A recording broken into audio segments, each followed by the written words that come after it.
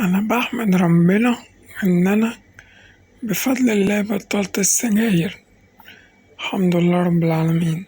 شايفين العلبة دي كليوباترا لما كنت بشرب كنت بجيبها 175 قرش، تمام.